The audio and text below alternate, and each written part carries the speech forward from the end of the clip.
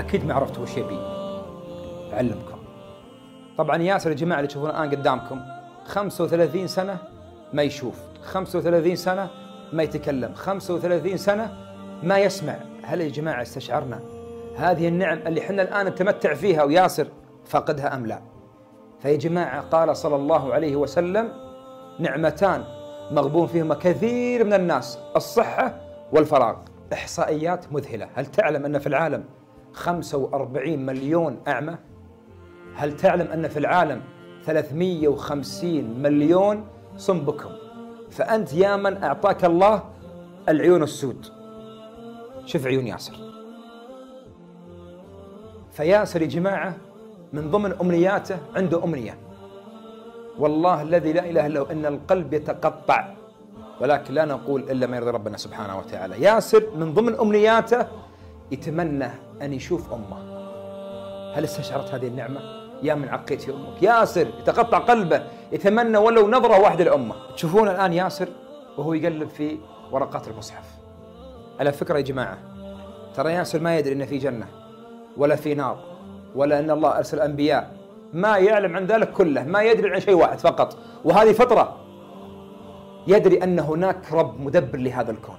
هذا الكون ما جاء عبث. ياسر يا جماعة يقلب الآن في صفحات المصحف، يتمنى أن يقرأ كلام الله، يقول هذا كلام اللي فوق، يقصد من؟ يقصد الله سبحانه وتعالى، لكن لا يستطيع. فأنا وأنت وش نقول عن أنفسنا يا جماعة لما هجرنا كلام الله سبحانه وتعالى؟ كم لك الآن عن القرآن؟ كم لك ما مسكت المصحف؟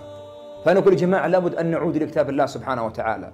ياسر ما له لسان يتكلم، وده يتكلم لكن ما له لسان. هل ذكرت الله سبحانه وتعالى بهذا اللسان؟ كم عظمت الله؟ كم سبحت؟ كم كبرت؟ كم هللت؟ فيوم القيامة هناك ميزان سيئات حسنات. فمن ثقلت موازينه فأولئك هم المفلحون، ومن خفت موازينه فأولئك الذين خسروا أنفسهم في جهنم خالدون. يا الله، حسنات سيئات يوم القيامة. فهذه رسالة. يا من أعطاك الله العيون السود، اشكر ربك سبحانه وتعالى. كم من الشباب الآن مقاطع انستغرام، يوتيوب، صور، فلاشات، والله الذي لا إله إلا هو أنك فتحت على نفسك باب. بعض الناس الآن يفرح، عندي حساب في تويتر، عندي حساب في الانستغرام، عندي حساب في سناب شات، عندي حساب في الفيسبوك. أنت الآن فتحت على نفسك حساب يوم القيامة. يقول الله: إن السمع والبصر والفؤاد كل أولئك كان عنه مسؤولا. والله لا يسألك الله عن عينك كم شافت مقطع، يسألك الله عن سمعك كم سمعت موسيقى، يسألك الله عن لسانك كم تكلمت به حرام، غيبة، نميمة. ياسر يأتي يوم القيامة لم ينظر إلى حرام، لم يسمع حرام، لم يتكلم بحرام، يده ما بطشت في حرام، ورجله ما مشت إلى حرام. الله أكبر. فأنا وأنت والله راح يسألنا الله سبحانه وتعالى عن كل شيء، ثم لتسألن يومئذ عن النعيم. يسألك الله سبحانه وتعالى. فهذه رسالة حبيب الغالي، أختي الغالية، لابد. الله أعطاك العين نظيفة، رجعها له نظيفة. الله أعطاك هذا السمع نظيف، رجع يا ربك نظيف. فوربك لنسألنهم أجمعين عما كانوا يعملون. ياسر يخدم الدين. هل أنا وأنت ممن خدم دين الله سبحانه وتعالى أم لا؟ ترى الله غني عني وعنك. أنا وأنت بحاجة أن نخدم هذا الدين. ياسر يا جماعة كثير من الشباب والبنات فضل الله سبحانه وتعالى كان سبب في هدايته. ليش يا جماعة؟ السر والله أعلم. ياسر يعطينا درس أن الإخلاص عزيز، لم يلتفت لا الحضور ولا المتابعين وكم عندي متابعين، لا لا لا لا. ياسر يا جماعة همه الوحيد كيف يخدم دين الله سبحانه وتعالى. وعلى فكرة ترى ياسر ما يدري أن في جنة ولا يدري أن في نار، ومع ذلك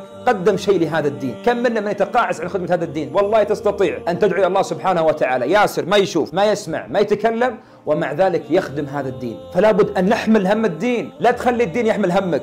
فياسر يا جماعة يعطينا درس فعلا في الهمة العالية. شوف ياسر الآن وهو يقدم نصيحة، بالله يا جماعة تابعوا معه. شوف ياسر الآن، تأمل في ياسر، تأمل في المخارج يطلعها غير مفهومة وغير واضحة. زين، هذه رسالك أنت يلي الله أعطاك لسان وتقول أنا ذكي وأشبك بنات وعندي سلوك. والله العظيم إن ربي قادر أن يخرس لسانك.